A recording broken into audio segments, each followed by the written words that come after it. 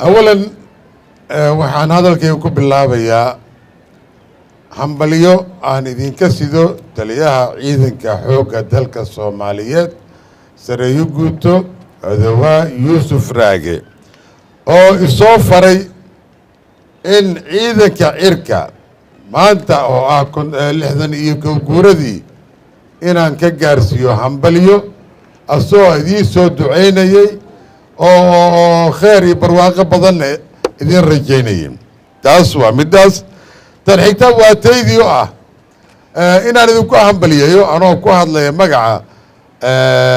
taliyaha magaca ciidanka xoogga dalka Soomaaliyeed in aad iga guddoontaan hambalyo ku saabsan munaasabadan oo sanad guurada 61 guurada ah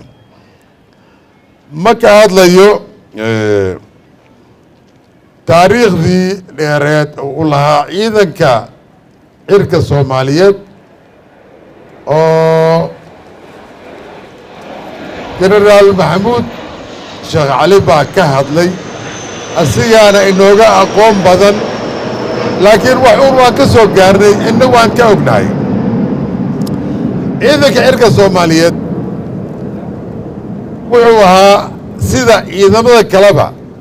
oo noocyadoodii ciidanka dhulka ama infantry waxaad tirahdaan badda difaaca cirka wuxuu u ahaa mithaal buu u ahaa waa ciidanka had iyo jeer aan ku faani jirnay buu ahaa dhinac walba iskaashi weyn ayuu la lahaa ciidamada noocyadoodii kale waxaan xasuustaa 1975tii carbiskii u dambeeyey oo carbis wada jir ah ay wada sameeyaan ciidanka cirka dhulka badda iyo difaaca cirkaba oo aan qayb ka ahaa markaasi ninkii yaqaanoo garanaya eelcaddo mariid ayaanu ku samaynay wacdana weyn bay markaas dhigeen sida ahdaaftoodii iyo noloshoodii ay mataqaanaa ay u burburiyeen taa waxay u ahayd mithaal oo weyn oo ciidanka mithaal ay u ahayd dagaalkii 17kiina waa la yaqaan waan la xasuustaa saraakiisha in badan baa ka joogtay markaasi doorka ay ka ciyaareen ciidanka cirka allah u naxariisto saraakiishii markaasi ka qayb gashay dagaalkaasi iyo kuwii ka horeeyba in badan baan maanta aan weynay oo aynan hor jooganaya naga hoos maray ilaahaan u baryeynaa in qabrigooda waasac uga dhigo jannadiina uu ka waraabiyo ciidanka cirka saldhigyadiisii xamar balidoogle berbera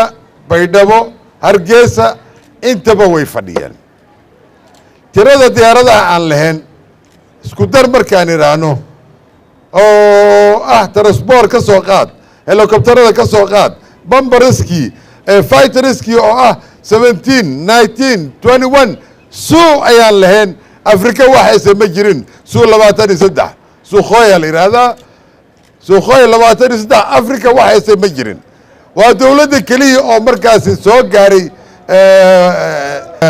diyaaradaas waxaa ka mid ahaa hunterka aan lahayn ayaa ka mid ahaa tiro la koobi kara ma ahayn tirada aan lahayn ciidan diyaarsan ciidan meel walbana ka howlgeli kara waajib kastoo ciidanka uu leeyahayna ka qayb qaatay ahaayeen sharaf weyn bay ahayd magacana waynu ku lahayn maanta xaaladda waynu wada jeednaa laakiin waxaan rajaynayaa 2022 inayna saas ahaan doonin isbeddel uu imaan doono haddii alla yidhaahdo waan ku dadaalaynaa annagoo kaashanayna madaxda sare u horeeya wasiirka ra-iisul wasaaraha madaxweynaha iyo taliyaha ciidanka annagoo iskaashanayna ayaan waxaan rajaynaynaa sanadka soo socda in xaaladdeenu intaa iska beddesho haddii alla yidhaahdo iyo wixii ka dambeeyeyna saasoo kale in la soo celiyo awooddii sharaftii karaamadii ou lahaa ciidanka cirka iyo guud ahaanba ciidanka xoogga dalka soomaaliyeed wax kasta ahaadane mar labaad waxaan idinku hambalyeynayaa ciidanka cirka oo ugu horeeyo sareyn guuto maxamuud sheekh cali saraakiisha saraakiil xigeenka alifleyda iyo dableyda xaasaskiina iyo carruurtiinaba sanad wanaagsan waan hambalyaan idin leenahay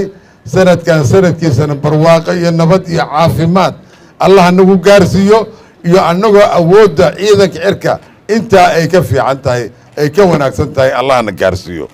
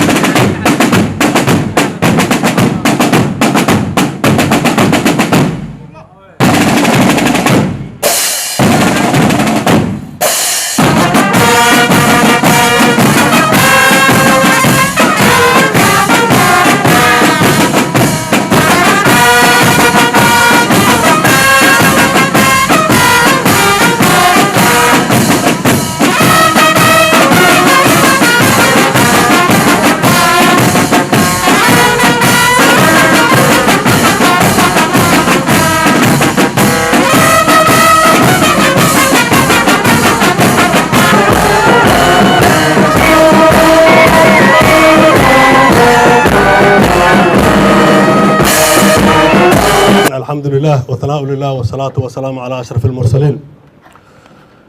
marka ugu horeysa waxaan salaamayaa wasiirka gaashaandhigga taliye ku-xigeenka xoogga dalka Soomaaliyeed